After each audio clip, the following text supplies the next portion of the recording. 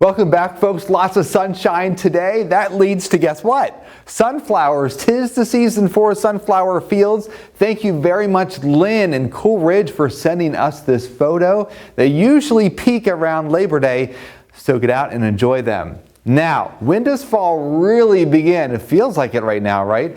In Beckley, it's usually the period around September 10th. Now, in Bluefield, it's September 9th, and then a little bit warmer in the Greenbrier Valley. So Lewisburg, September 15th. That's usually the period after the 90 days of warm weather. So we have usually a delay. September 1st, yeah, it's usually pretty warm, right? Well, tomorrow it'll be nice and cool, and then we will warm up. But traditionally, fall tends to begin in the middle of September. Now, as we take a look at rainfall, we usually have 8 days of rain in the month of September. That's the lowest number of any month of the year. So we are getting into the dry time of the year unless we get tropical moisture, which we don't have any in sight. We have high pressure that's dominating our weather. The cold front is pushed east, and that's pushing Idalia farther off the coast. It is 78 degrees in Chicago. It is 70 in Beckley. The heat is staying confined to Texas. Wow, it's been hot there all summer long. They broke records with energy use.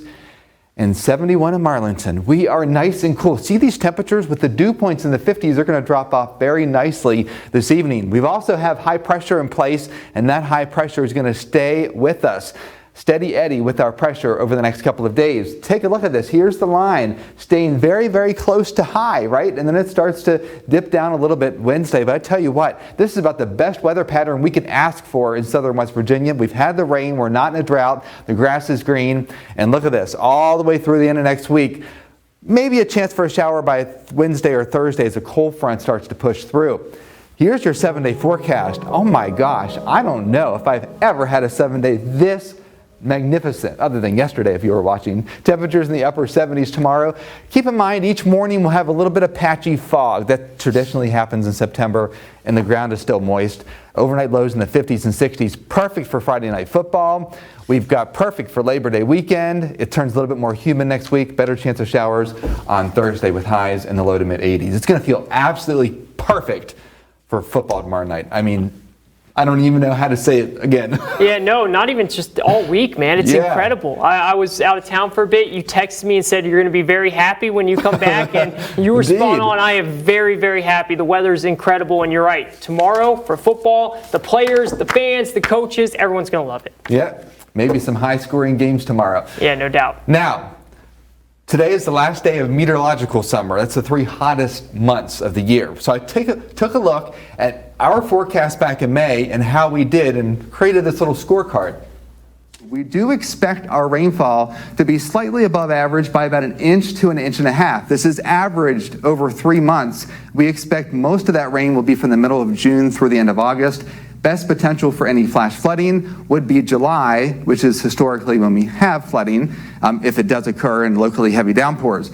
As for our temperature assessment, we expect the warmest month to be August, but overall temperatures will be very close to average. All right, folks, that was our summer outlook back in May for the months of June, July, and August, the 3 warmest months of the year defining meteorological summer.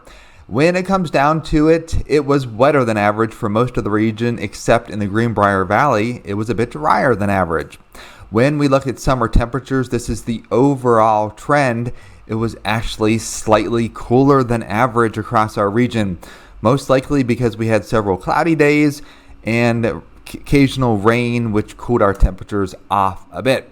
As for the average high temperatures in June, you can see the blue areas, which is the coolest on this map, were fairly widespread. In July, that shrunk a little bit, and then in August, that expanded a bit. So overall, July was the warmest month of the summer. So how did we do as the Storm Watch 4 team for the summer outlook? Well, we did pretty well with temperatures and rainfall, except in the Greenbrier Valley, it was actually drier than average. So we were a little bit too generous with rainfall there. We were off by a month for the warmest summer temperatures. We actually thought that would happen in August, and indeed it happened in July. Off we go into fall. Let's wish for cool, crisp mornings, for high school football to have dry weather, and in a couple of weeks we will have our winter outlook assessment for the 2023-2024 season. Chief Meteorologist Chad Merrill reporting for Newswatch.